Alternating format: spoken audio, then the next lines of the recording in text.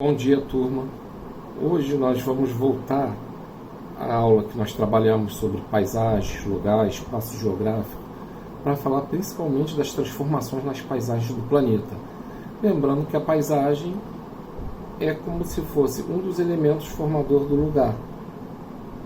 Que todo lugar, uma rua, tem árvores, tem casas, que são as paisagens. E elas sempre estão em transformação. Primeiro foi pela ação da natureza, que é uma ação muito mais lenta.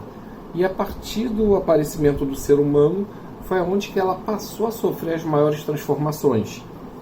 Como nós podemos ver ali, a ação da natureza na modificação das paisagens pode ser lenta, podem levar milhões e milhões de anos. Como o desgaste de uma rocha pela ação da água e do vento. Como é o caso da areia da praia, que a ação da água do mar desgastou a rocha por milhares e milhares de anos.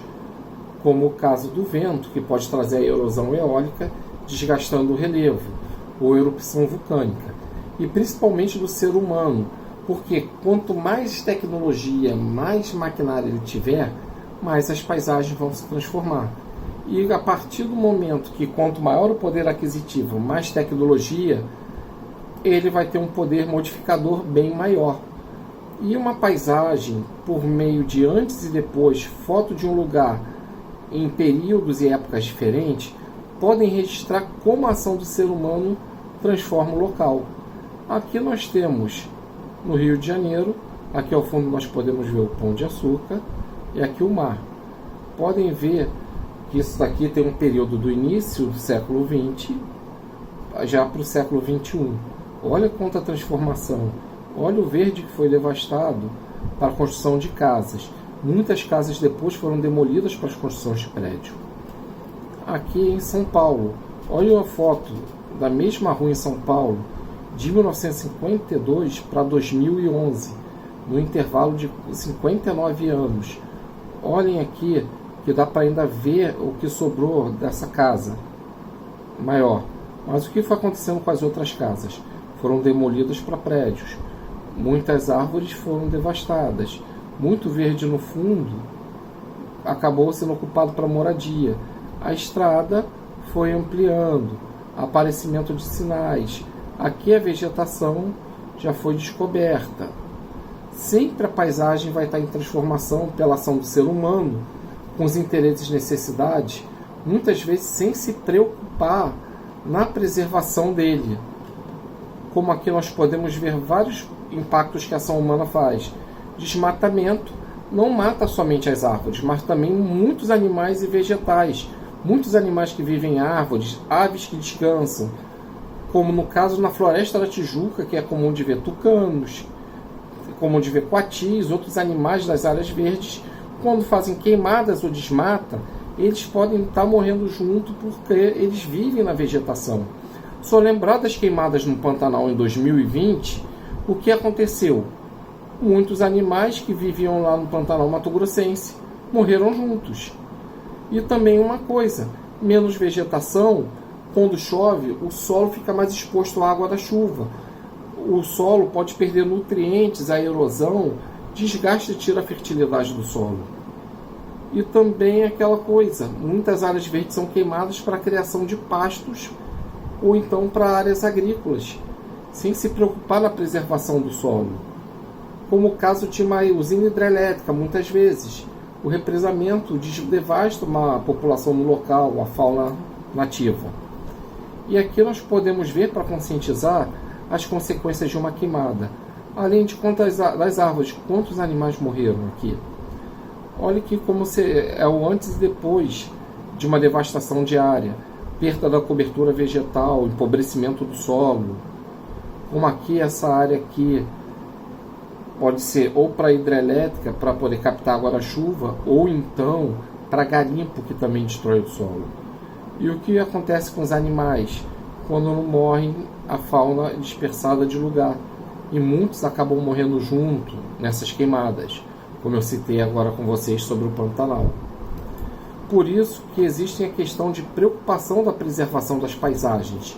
Aqui nós temos alguns dos motivos que eu vou explicar para vocês, por causa que elas têm que ser preservadas. Como eu falei ali, muitas apresentam espécies vegetais e animais em risco de extinção, de animais silvestres, que eles podem se tornar extintos, como o mico-leão, por exemplo. Muitas onças pintadas como pantanal mato-grossense, tamanduás, entre outros. São fontes de pesquisa científica, podem ter um valor medicinal, muitas espécies, essa grande biodiversidade que é no Brasil.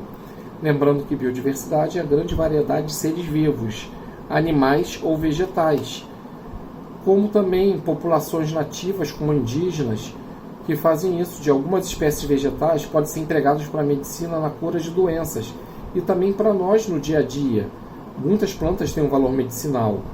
Apresentam interesse por desenvolvimento de turismo, que é o ecoturismo, o turismo ecológico, como também é o caso de muitas pessoas que praticam nessas áreas trilhas e visitação. E também aqui nesse último tópico, nelas há comunidades humanas que vivem de maneira tradicional, alterando pouco o ambiente e devem ter sua cultura preservada. É o caso das comunidades ribeirinhas do Rio Amazonas. Muitos vivem próximo à margem dos rios, que são as comunidades ribeirinhas, e tiram da natureza somente o que é do seu sustento. Por causa disso, foram criadas as unidades de conservação, para proteção de áreas, para elas manterem a diversidade da fauna e da flora e preservação dos recursos naturais. Essas unidades de conservação, elas têm essas duas categorias: unidades de uso sustentável e unidades de proteção integral. O que é uma unidade de uso sustentável? Tem que preservar ali a fauna e a flora, mas pode tirar de uma forma sustentável e consciente os recursos da natureza. Exemplo, no norte do país, a extração do látex em unidade de uso sustentável. Os seringueiros fazem um corte na seringueira para tirar o líquido, que é o látex, e mantém a árvore ali, para ela se renovar com látex para extraírem de novo, que é o sustento de muitos. Como também extração de frutos como o guaraná, como o açaí, que nessas áreas podem ser extraídos. E as unidades de proteção integral, o objetivo principal é preservar a natureza, proibindo a exploração dos recursos. Nessas unidades vocês podem visitar, mas não podem tirar nada dali, não podem alimentar a fauna, não podem tirar uma planta dali. Pode utilizar para práticas de trilha, de caminhadas, ou pontos de encontro, como nós temos no Rio de Janeiro a Floresta da Tijuca, que é de proteção integral. Mas é proibido tirar algum recurso ali ou se envolver ali com a fauna. Embora que ali na Floresta da Tijuca tem muitas vezes de piquenique, churrascos, e tem as áreas ali, tem um local destinado para tu jogar o lixo, que aparecem visitantes. Na realidade, nós que somos os invasores quando visitamos a área, como o caso dos coatis, que muitas vezes eles tentam pegar comida ali. Mas não é permitido alimentar, porque pode até gerar uma multa, e não é tão barato assim não. E aqui nas unidades de conservação podemos ver o que são essas áreas de proteção integral. Parque Nacional, Estadual e Municipal, como temos o Parque Nacional, Maciço da Tijuca, da Floresta da Tijuca, Estação Ecológica, Monumento Natural, Refúgio de Vida Silvestre, Reservas Biológicas, e as de uso sustentável, onde pode extrair os recursos, como é o caso de florestas nacionais, estaduais e municipais, que ali pode extrair, reservas extrativistas, que tem os seringueiros, reserva de desenvolvimento sustentável, reserva de fauna, área de proteção ambiental, as APAs, que ali podem extrair, que vários bairros de Guaratiba tem uma APA, Sepitiba tem, embora que esteja assim, precisando de mais ação do poder público ali. Áreas relevantes de interesse ecológico, e temos também as RPPNs. Sobre isso da paisagem, qualquer dúvida podem me perguntar por rede social, e também peço para me entregarem esses exercícios respondidos. Um bom dia para todos.